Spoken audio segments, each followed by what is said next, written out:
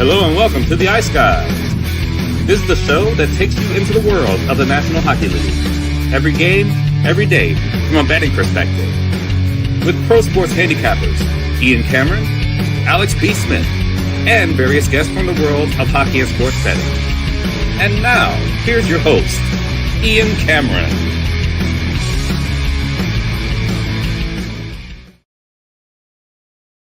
Welcome to the Ice Guys, Friday, February the 7th. Ian Cameron solo today on this edition.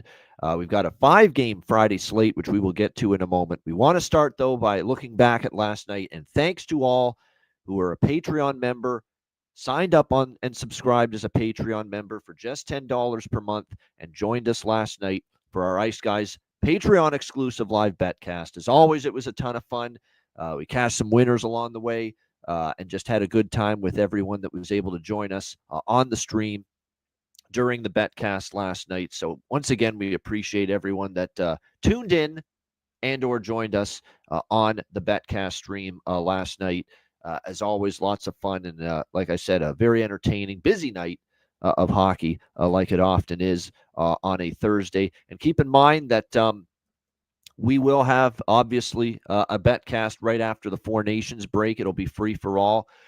We may have a Four Nations face-off betcast during the tournament, which starts next week. But if it is, it'll be Patreon exclusive. But we haven't decided on that just yet. But again, thank you to everyone that made that betcast so much fun and so enjoyable. Obviously, last night, we appreciate it very much. Looking back on last night, on this Thursday of action, on that Thursday night slate.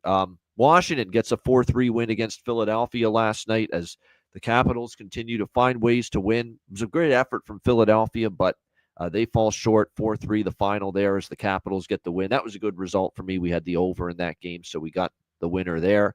Vegas, New Jersey. We took a live team total over on the Golden Knights on the betcast at 2.5. Able to cash that one. And the Vegas Golden Knights get a much-needed win to snap their little bit of a skid as they beat the New Jersey Devils. A Devils team without Nico Hischier in the lineup, and you could see clearly offensively hurt without his absence.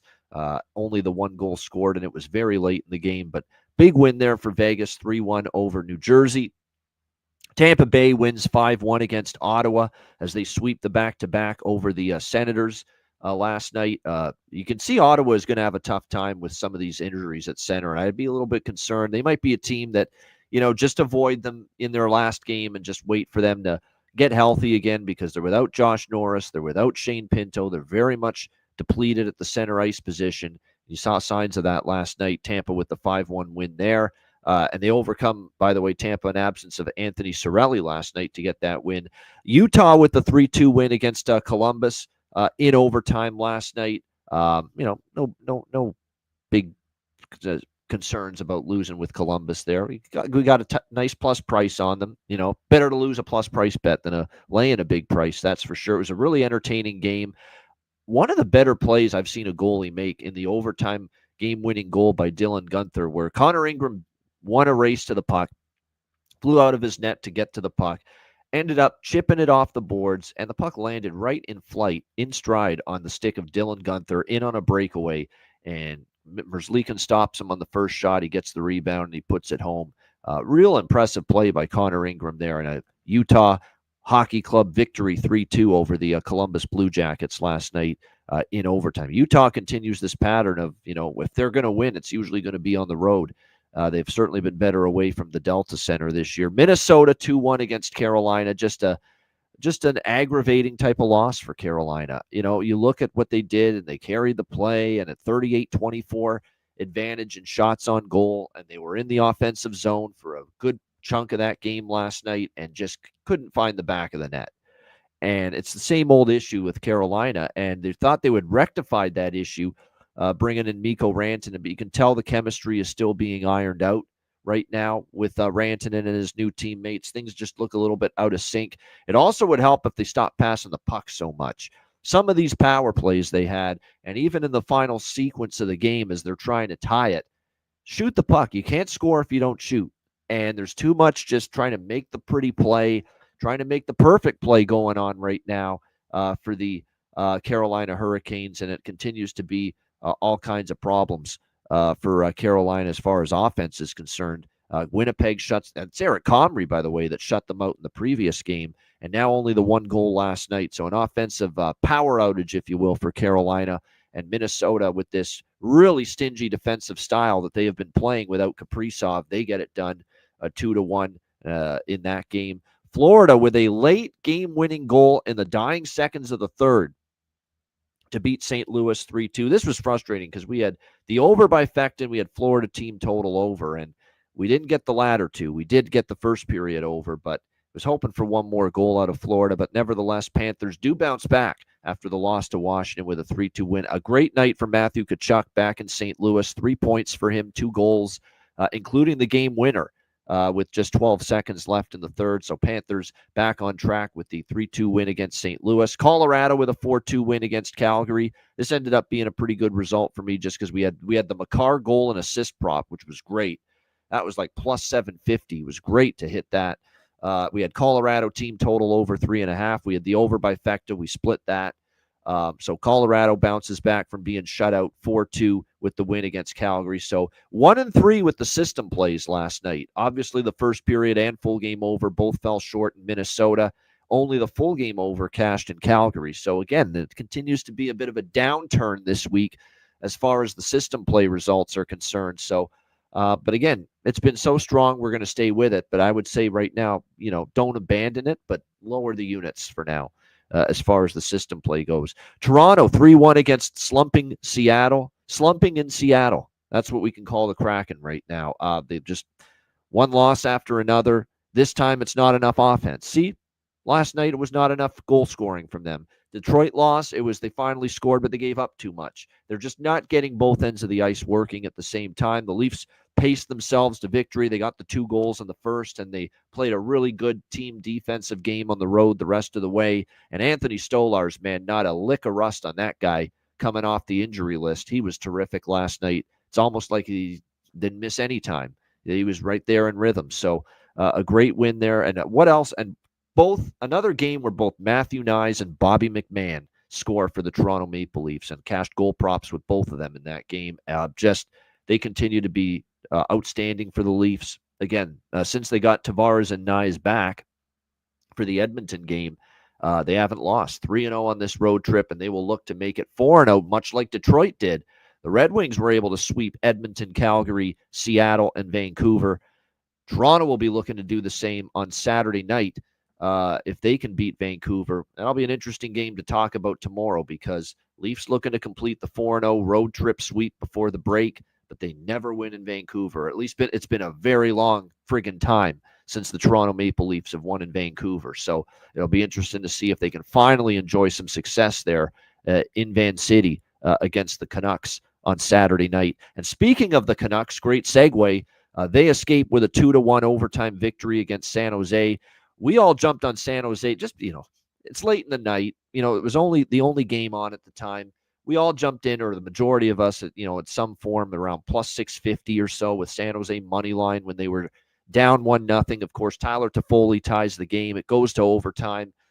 And then all of a sudden, penalty shot is called, and Drew O'Connor gets the penalty shot overtime winner for Vancouver. I thought it was a ticky-tack call. I thought it was a marginal 2-minute penalty to give in overtime, let alone say that warranted a penalty shot. But nevertheless, look, Vancouver capitalized on it. It was a great penalty shot attempt by Drew O'Connor and a 2-1 Vancouver win in overtime there last night against San Jose. Yeah, a shout out to everybody. I mean, Aaron was on the stream. Of course, Rich H was in the chat. Bailey was in the chat.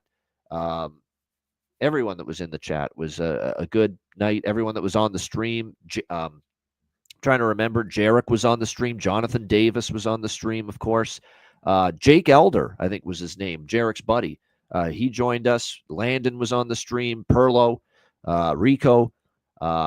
Good company, obviously, last night for sure. On the Addison jumped in for a bit. Like I said, good company on the Betcast as always. And like I said, looking forward to the next one. It's going to be a while until we have the next NHL Betcast, but we are targeting the end of February, probably Thursday. We're not going to make it official just yet, but it's probably going to be Thursday, February the 27th. Okay, that's that first full week of NHL action after the Four Nations break, because they come back from the break on Saturday, February 22nd. We're looking at Thursday, February 27th being that next betcast. And that one will probably be a free-for-all betcast, because the way we're going to do it moving forward is we're going to do one free betcast per month, as we always do, and then we're going to do 2, and in some cases maybe even 3 betcasts per month, Patreon exclusive. So that's going to be the schedule moving forward. This month, we're only going to do 1 Patreon, 1 free. But March, we're definitely going to have just the 1 free betcast and 2 Patreon exclusive. And then when we get into the playoffs, and this is important, you're really going to want to be on board as a Patreon member for the playoffs, because the plan is we're going to do probably more Stanley Cup playoff betcasts April, May, and June than we've ever done before. And a vast majority of them will be Patreon exclusive live betcasts. And we'll only have 1, maybe 2 Patreon exclusive. We may only have 1 or 2 free betcasts for all throughout the playoffs. We're really trying to hammer home, to people, to get on board at Patreon. It's $10 per month. Just the subscriptions that we get through the Patreon page, it really does help. It really does help with long-term growth of the show to keep it going. And really, it's almost like the $10 per month too, because it's time-consuming to prep for these shows and give you all these stats and give you all this info. So it's almost like, it's a show of, hey, our time is worth something, to everyone listening and watching. So again, $10 per month, Patreon exclusive live betcast. We're going to have a ton of them in March and beyond, and even more once we get into the Stanley Cup playoffs in April. So looking forward to that. All right. Yeah. I mean, I don't want to do that limited benefits. I don't. We don't want to increase it. Our plan was to keep this for as long as possible at $10 per month. Maybe at some point, maybe next season, we look at increasing it. And if we put more content, we probably will increase it to $20 per month, but it won't be this season. I'll tell you that. If we do a price increase with the Patreon monthly membership, it would be next season. But for now, it'll stay $10 per month. All right, let's get into Friday's slate. 5 games. We'll begin with Pittsburgh and the Penguins taking on the New York Rangers. We've got the New York Rangers minus 200 home favorites in this game. Total sitting at 6, shaded to the under here in this game, just a little bit across the board. Actually, 6 shaded to the under, 5.5 in some spots. So make sure you shop around as far as getting the best of the total. If you want the over, you should get 5.5. If you like the under, you should get 6 when it comes to this game. Nedeljkovic, Shesterkin confirmed in net. The big news is, and this is not only big for Pittsburgh, it's big for Team Canada for next week when the Four Nations face-off begins. And that's the health of Sidney Crosby. Sidney Crosby has been ruled out, upper body injury, won't play tonight. 1 day at a time is what Mike Sullivan, that was the quote from Mike Sullivan talking about the current injury here for Sidney Crosby. And it's really, really simple for me. No Sidney Crosby, no Pittsburgh bet for me. It's that simple. Now, the counter to that is, do you really want to get involved at a price like this with the New York Rangers, who are a difficult team at this price range to want it back? They have won 2 in a row, though, on this homestand, beating the Golden Knights and the Bruins in back-to-back games. Of course, the Boston win 3-2 was a redemption game after losing in Boston 6-3 over the weekend. Rangers have dominated the series, by the way. Going back to March of 2023, it is 6-1 for the Rangers in the last 7 head-to-head meetings versus the Pittsburgh Penguins.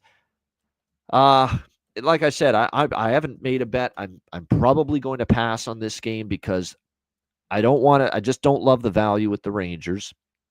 You're going to have to take a minus 118 in regulation or -1 or 1.5 puck line.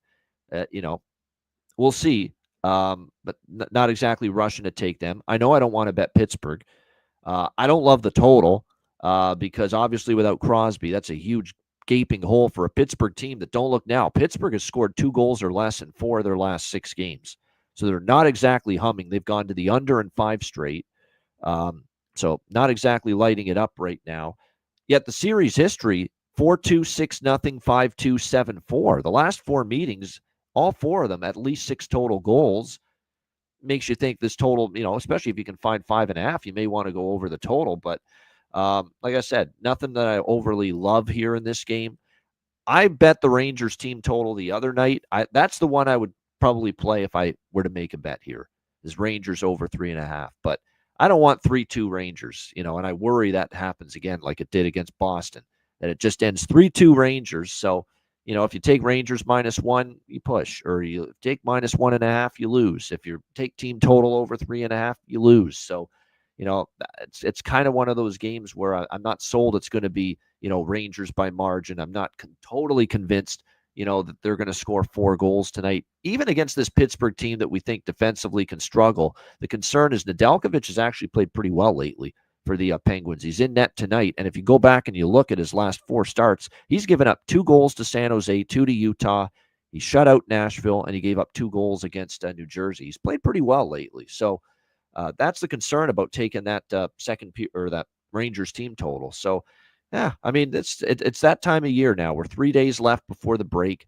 It's a trickier time of year, as we've seen. Nothing to force here. Like I said, I lean Rangers in some form, but yeah, I'm going to stay off here when it comes to Penguins and Rangers. All right, next up we've got, that's not Washington, Philly. That was yesterday. Next up we've got Nashville and Chicago, I believe, is the next one. Hold on, we lost our. No, New York Islanders, Winnipeg Jets first. Islanders and Jets. We've got Winnipeg currently minus 190. Home favorites total here sitting at 5.5, shaded to the under in this game. We were talking about this game a little bit on the BetCast, just getting an initial thoughts on the card for Friday last night while we were on the BetCast, and I think the consensus here, and I agree with it, you'd probably have to lean under as far as this game is concerned at 5.5 with the Islanders and the Jets. Yeah, at this price, you could actually make a case for the Islanders possibly, because Winnipeg, as great as they are, and they are playing well, and this has been a great run for the Winnipeg Jets. They just continue to win games, and it's been a terrific 7-game win streak for them. And they've beaten some pretty good teams as well. Washington in overtime, they shut out Carolina, and that was Eric Comrie getting the shutout. That wasn't Connor Hellebuck. That was Eric Comrie. Very, very impressive.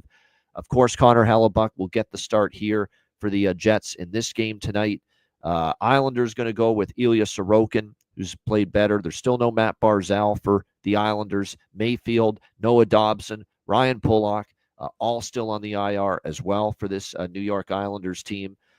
So, it'll be interesting to see how this one plays out. But, it's a tricky game all around, Islanders and Jets. I did bet on the draw here, small. I don't know if I love the Islanders enough to take them, but I do lean to the draw here. I did bet the draw a little bit. You want to hear something a little bit crazy and something that maybe would surprise you. Islanders are 8-2 in the last 10 versus Winnipeg, 8-1 in the last 9. So this has definitely been an Islander series significantly. And like I said, the Islanders, they're playing their best hockey right now, 8-1 in their last 9. The only loss was to the defending Stanley Cup champions, 6-3. Other than that, they've won every recent game, and they've beaten some good teams. They beat Carolina. They beat Colorado. They beat Tampa Bay. They beat Vegas 2-1 in their last game. So, this is, to me, situation where I lean a little to the Islanders, but the draw is the better bet, in my opinion. I think the draw could get there here in this game. Winnipeg, to me, is with that home record, I can't do it. As much as the Islanders and this price is appealing, I still think the Jets are a better team. Hellebuck, and that component of this being the final game for Winnipeg does mean something, whereas the Islanders still have to play Minnesota tomorrow night. So you want to go out and finish strong, I think, if you're Winnipeg. So it's just a sprinkle on the draw, maybe a small under bet for me as well. That's about it. Nothing significant for me, though, either way. As far as this game is concerned. As far as goal props, though, there are a couple that do pique my interest here in this Islanders and Jets game. I think if you look at it from the New York Islanders standpoint, their lineup, Duclair is going to. Horvat's certainly been good lately. No problem maybe looking towards him as far as goal props are concerned.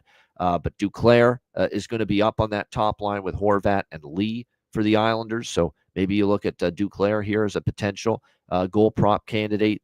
For the Winnipeg Jets, it's Cole Perfetti, Gabe Velarde, Scheifele, Connor have been just remarkable for this Winnipeg Jets team. Just very strong lately. Perfetti's been heating up. Velarde's on an extended run where he's just been lighting it up for the Jets as well. So definitely a couple of good props here, believe it or not, in this. It's actually a pretty interesting game considering how both teams are playing right now. All right, next up, we've got Nashville and Chicago. You know what we're going to talk about here in this game, one of the best streaks going in the NHL currently. We've got Nashville minus 195 road favorites. Who in their right mind is laying that with Nashville? It sure as hell ain't this better. But they are laying minus 195 in this game. The total 6 across the board.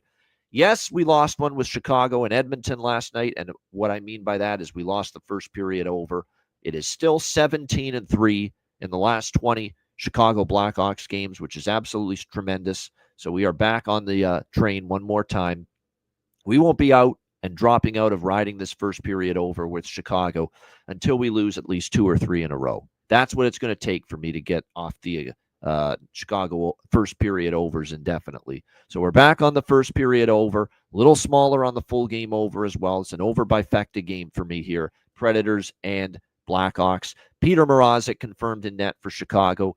And UC Saros projected but not confirmed yet for the Predators. Looks like Luke Evangelista, Mark Jankowski are questionable for this game for Nashville. Meanwhile, the Trooper, Jason Dickinson, that was a rough-looking injury he suffered against Edmonton with that ankle injury, and he's going to miss at least a couple weeks, it looks like. Won't be back until at least after the Four Nations face-off for this Chicago team. So that's going to be, it's a guy that plays both ends of the ice, can chip in a little bit offensively.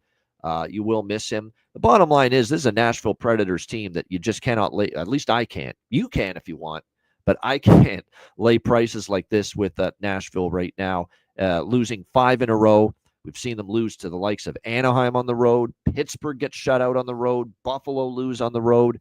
Lose at home to Vancouver. Lose to Ottawa 5-2 in their last game. 5 straight losses for this Nashville Predators team. Yes, Nashville has owned this series 6 straight, but if there's ever a time for the Chicago Blackhawks to maybe, just maybe, finally beat this Predators team, it must be tonight. At this price, I'm taking a shot. You have to, I think. Plus 165 with Chicago. I will take that, and I will take a chance that they can finally end the drought to the Predators. The Predators are at their most vulnerable right now, not playing at the form of a minus nearly 200 favorite as they are priced in this game. So I'm taking a shot here. Like I said, with Chicago, plus 165 to go along with that first period over and full game over here. And more so on the first period over. Bigger bet on that, obviously. The 17-3 Chicago run. I do want to point out, and this is something that, if you wonder how the first period over could go awry, as you know, there's only been 3 first period over losses in the last 20 games for Chicago. One of them was a Nashville versus Chicago game in Nashville a few weeks ago. So one of the 3 losses with the first period over was the last time the Blackhawks faced the Predators, and that game was in Nashville. But, it doesn't mean it's going to stay under this time around. So, like I said, we're still on the over bifecta here. Chicago plus money, I think, is worth a look. And then as far as player props up for this game are concerned, once again, assuming Chicago can find the back of the net and dent the twine tonight, there's some good value. Landon Slaggert again with Connor Bedard, great value. Elephant hands, as Alex P. Smith calls him, Ryan Donato, who is showcasing himself for a potential trade deadline deal because he is getting interest from a lot of teams. And a lot of the rumblings are that Chicago is shopping Ryan Donato right now. So I think the onus is on him to really step up and show what he can do. He scored a goal, got an assist as well in the game against Edmonton on Wednesday night. He's got 3 points in the last 2 games, 2 goals in the last 4 games for Chicago. So I think Ryan Donato is a prop player to look for here tonight. Teuvo Teravainen and Frank Nazar on the second line, I think, are a solid value as well. Teravainen could have scored twice, at least, against Edmonton. And I feel bad for Friend of the show, Mikey, who was on Wednesday, used Teuvo Teravainen as his bargain bin special. He got robbed a couple of times. I mean, there were really some good chances that he had to score in that game against Edmonton. Just wasn't able to find the back of the net. So there's some good props on the Chicago side of things as far as value for this game tonight. For Nashville, a little bit of a shakeup with the lines, and this is big. Gus Nyquist, Steven Stamkos, and Jonathan Marchessault. So a little bit of a shakeup there. Jonathan Marchessault, Steven Stamkos, and our man Gus Nyquist. What's troubling you, Gus? What's troubling Gus? Yeah, Gus Nyquist. They're going to give him a shot now with Steven Stamkos and Marchessault. Forsberg is going to move down to play with Ryan O'Reilly and Zachary Leroux on the second line. So definitely a shakeup going on for Andrew Burnett to try to get things going here a little bit for this Nashville Predators team. Novak, Svechkov, Sissons on the third line, Cole Smith, Mike McCarron, and Joakim Kamel on the fourth line for this Nashville team. Stamkos' birthday, says Kay. So Kay's become like the birthday whisperer here. She knows when all these player birthdays are. She keeps up. I don't. I already have to look up enough shit, stats and current form and injuries and totals, trends, side trends, and watch video. And I watch highlights, like condensed games of every game every night at overnight in the overnight hours. So, but checking up on who's got a birthday in the NHL, I don't. So it's nice to know that with Kay in the chat here. Kay gives us, I think, real birthdays, unlike some other people in the chat. Someone gave us Adam Gaudette, and his birthday was the other night, and it's actually October the 3rd. Completely bad info, shitty info. Now, if you did it accidentally, okay, I can live with that. But I'm watching some of these other people that do shows, the colleagues of mine, and there's people in the chat that purposely go in there and feed them bad injury info. Who does that? Who wastes their time? What kind of meaningless life are you leading that you're going into a chat room and you're giving people negative, false, inaccurate injury info about a certain player? Who does that? Like, what possesses someone to do that? It's ridiculous. I couldn't believe it. It was on someone's college basketball show earlier today. It was ridiculous. Just don't do that. It's ridiculous. You're wasting your own time more than you're wasting the people that you're trying to screw over with that bad info. You're the ones that's wasting your life, your time with that kind of nonsense, as far as I'm concerned. Anyway, we move on. And this is a good one now coming up next. Colorado and Edmonton. We've got Edmonton. Looks like minus 180 is what we're looking at here. Yeah, big price here on Edmonton. Minus 180. Home favorites. Total here sitting at 6.5. Shaded to the over here in this game. This should be a great game, obviously. It usually is when it's these two teams, two of the Western Conference heavyweights and obviously contenders. Stuart Skinner will get the start here tonight for the Edmonton Oilers. Remember, it was Calvin Pickard Wednesday on the back-to-back versus Chicago, although he played pretty well, if you ask me, in that game. So back to Stu Skinner here tonight for Edmonton. This is a back-to-back for Colorado. They get the 4-2 win last night in Calgary at the Saddle Dome against the Flames. So it's going to be likely Scott Wedgwood, you would assume, in net, although it hasn't been confirmed. But with this being back-to-back, you would assume they'll go to Mr. Wedgwood here tonight in goal for the Colorado Avalanche. 2.84 goals against average, 898 save percentage. Now, it's interesting that he was not dressed at all for the game last night against Calgary. Yet he is projected right now to start tonight. There was an upper body injury situation for him, which means that's probably why he hasn't been ruled in yet. They want to make sure he's feeling all right and probably take the morning skate or the pregame skate later tonight in Edmonton, see how he feels. If Wedgwood can't go, they either play Blackwood on a back-to-back, which I don't know if Jared Bednar would do that, or they go to Trent Miner, the 24-year-old, who got who's actually played a couple of games this year, including one start, which was the game against Chicago, and he gave up 3 goals on 23 shots in that game, 3 goals on 20 shots in that game. So keep an eye on this. It could be Blackwood on a back-to-back. It could be Wedgwood if he's feeling well enough to play through that upper body injury, and it could be Trent Miner. But for Colorado, considering the break is coming up, there is a possibility they could run Mackenzie Blackwood out there again for a second straight night, considering they got the break coming up. So keep an eye on this for sure. We'll see how it plays out. You look at Colorado too, the back-to-back numbers, which Mikey has posted in our group chat. They actually have a winning record on a back-to-back this year. Believe it or not, the Avs 4-2, 3 overs, 2 unders, 1 push with the totals in their games on a back-to-back.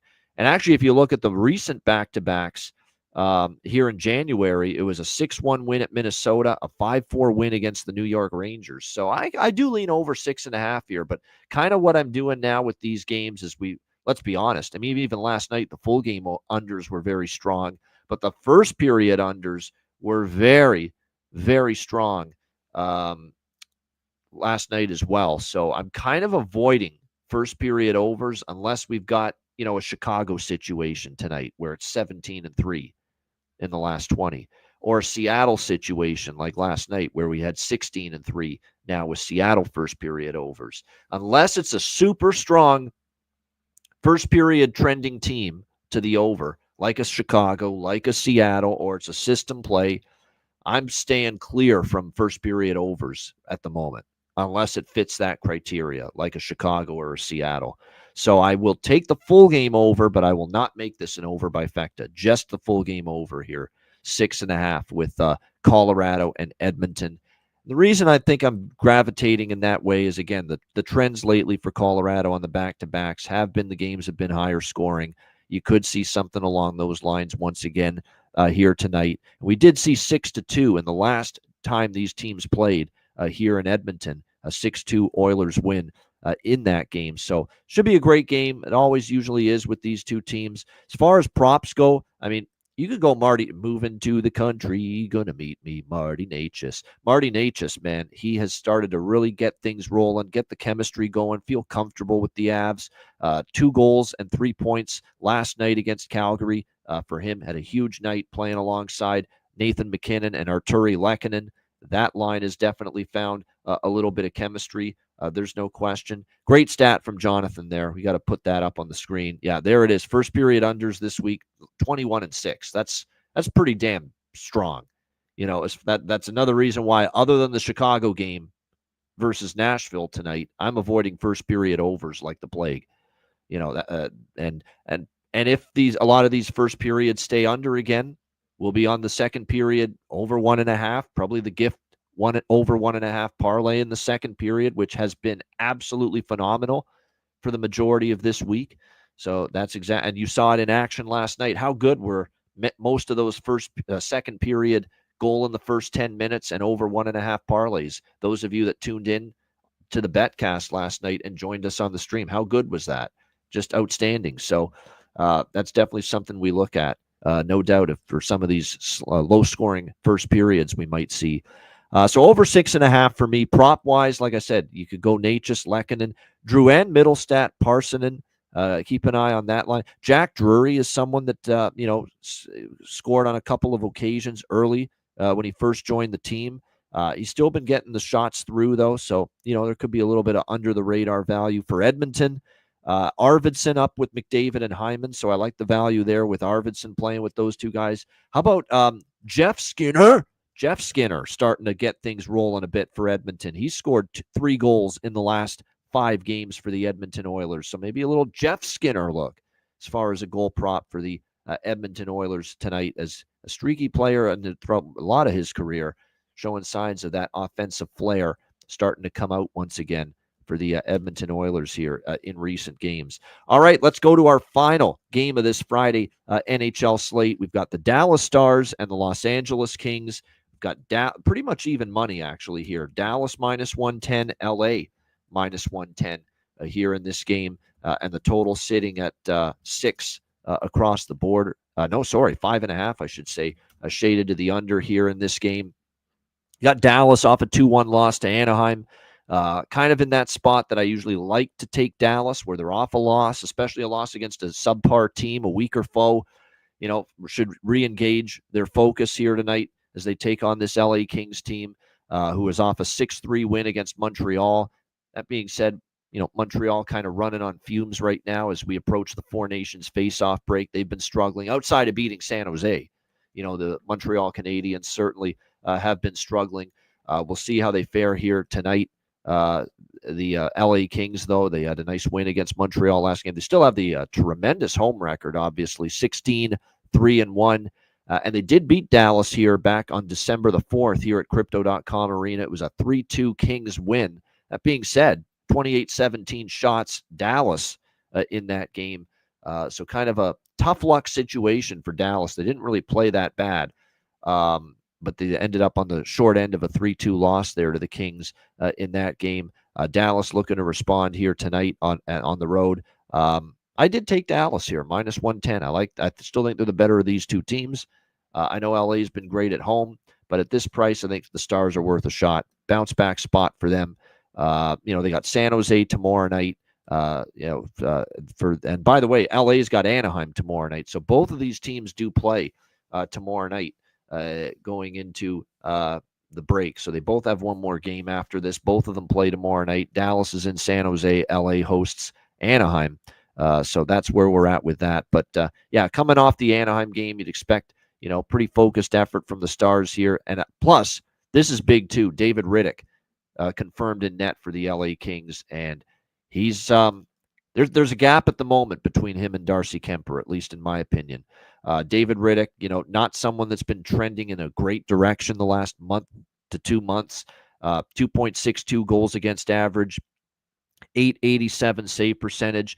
Now, he did have a pretty damn good performance against Tampa Bay last time out, but he's never you go back and look at all the times Riddick this season has had, especially lately, he's had the 2 goals that he's given up. He gave up 4 to Philly after giving up 2 to Washington. He gave up 5 against Pittsburgh after giving up 2 to Calgary. So he's one of these goalies where, he has a good game, he gives up 2 or less, don't always feel confident in him. Don't always believe that he's going to be able to sustain that in the next start. He's been kind of had that pattern where he gives up 2 or less. He's not going to be that good the next time. So I like Dallas here, -110. I don't think we have a confirmation in net yet for the Stars, but Ottinger is projected. You would think it's Ottinger. They'll put DeSmith in tomorrow night when they play San Jose. That's not confirmed, though, yet. There are injuries. And Mikey Anderson, by the way, for the LA Kings, didn't play Wednesday. He's a game-time decision tonight. Of course, still no Heiskanen, Labushkin day-to-day. Maverick Bourque also still day-to-day for the Dallas Stars, but might return tonight. They're optimistic we might see Maverick Bourque back tonight, the Dallas Stars, saying there's a potential he might be able to return. But I like Dallas here, -110 in this matchup. As far as the total here, it's been a strong under series, so strong that it's gone under in 6 straight. So probably a under or pass for me in this game, 5.5 the total. I could see it being tight, low scoring. I know the LA game went over the total against Montreal, but you look a lot of these home games here. I think off a game like that was a weird game where there were a lot of weird bounces of the puck, a lot of weird goals as well. So, like I said, I definitely think I definitely lean to the under here, but I do like Dallas here, -110, and a bounce back spot tonight against the LA Kings. All right, good stuff. Shout out to everyone in the chat.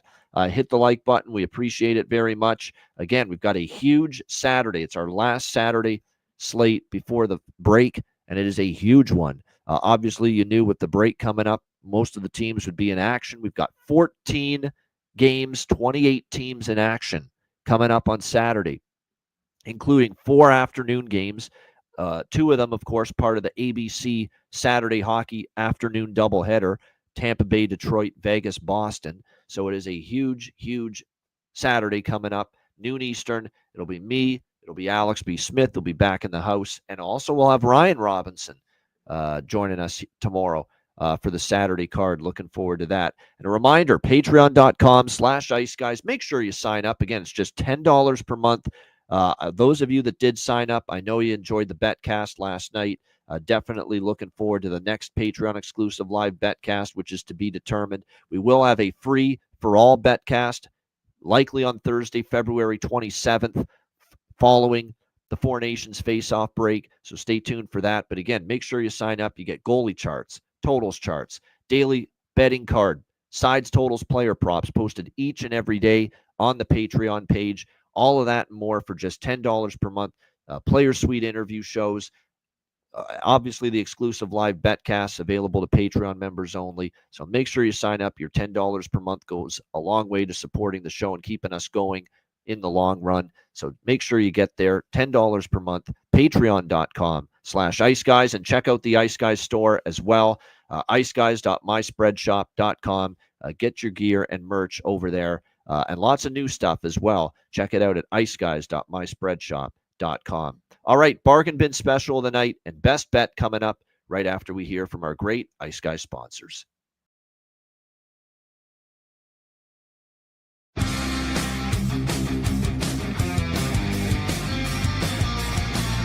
Support for the Ice Guys podcast is provided by Boston Hemp Incorporated,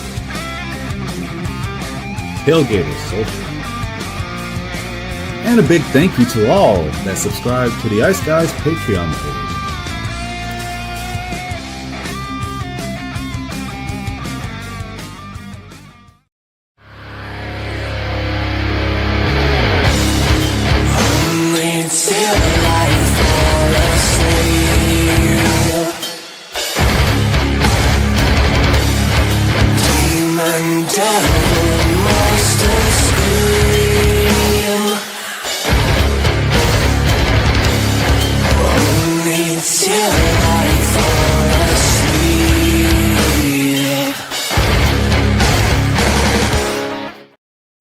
Everyone loves a perfect pair. Bacon and eggs. Thunder and lightning. Mario and Luigi. A hot dog with fries. Ian and Alex B. That's right. Everyone loves a perfect pair. So why not pair up your game nights with Boston Hemp?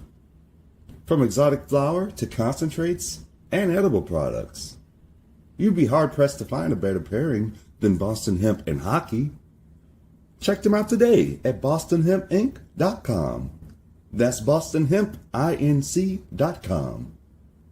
Boston Hemp Incorporated, the official smoke sponsor of the Ice Guys. Void where prohibited by law. Not available outside of the United States. Must be 21 or over to obtain products. Check your local regulations to see if Boston Hemp is available in your area. Shout out to all our great sponsors, including Boston Hemp Inc. Get 20% off all orders on the website using the promo code ICEGUYS at bostonhempinc.com. All right, bargain bin special of the night. 5 games on this slate to choose from. And I am going to give you 2 bargain bin specials because I can't choose between these 2 players, both of them from the Chicago Blackhawks. And not only from Chicago, both of these players for the Blackhawks, they're both the line mates slated to be with Connor Bedard on the top line tonight. And I think both of them have a chance to find the back of the net. I'm going to take both Landon Slaggert for the Chicago Blackhawks. He's plus 475 to score tonight. He's on the left wing side of that top line with Connor Bedard. And I'm also going to go with Ryan Donato, Donato's Pizza, on the right wing side of that top line with Connor Bedard. He's plus 350 to find the back of the net. I think there's a good chance at least one of them finds the back of the net tonight. And like I said, both of them. And I like Donato's form. Donato's kind of showcasing himself right now for the trade deadline as well. So Landon Slaggert, plus 475. Ryan Donato, plus 350 for my bargain bin specials of the night. I do want to mention, because Alex, who is back tomorrow, did pass along his card for tonight. He is taking the New York Islanders, plus 155 against Winnipeg. So taking the big dog Islanders in that game. And his bargain bin special of the night is another Chicago Blackhawk, Frank Nazar. Frank Nazar, plus 500 for Alex B. Smith with his bargain bin special of the night for this Friday NHL slate. All right, best bet for this Friday NHL card. Let me see if the price is reasonable. So we're going to go with it. You know, if it was expensive to lay the price with this first period over, it wouldn't be best bet, but it's minus 125. It's a pretty good price. Nashville, Chicago going for 18-3 in the last 21 games to the first period over for the Chicago Blackhawks. We're going to ride it one more time. Nashville, Chicago, over 1.5, -125 in the first period for my best bet here for this Friday NHL card. Shout out to everyone in the chat. Hit the like button. We appreciate it very much. And again, we got a huge Saturday coming up right here on the Ice Guys show tomorrow. 14 games on tap, and we will be here at noon Eastern to break it all down for you right here on the Ice Guys show. Looking forward to that. A reminder, the Ice Guys is live 7 days a week, Monday to Friday, 2 p.m. Eastern, Saturday and Sunday, noon Eastern. If you can't watch the show live, download the Ice Guys podcast in audio form on all major podcast platforms, Google Podcasts, Apple Podcasts, Spotify, Stitcher, iHeartRadio, Amazon Music, and more. Download the Ice Guys podcast when you can't watch the show live. I'm Ian Cameron. Have a great Friday night. Enjoy the games and good luck. And we'll see you again tomorrow on Saturday, noon Eastern, for another edition of the Ice Guys.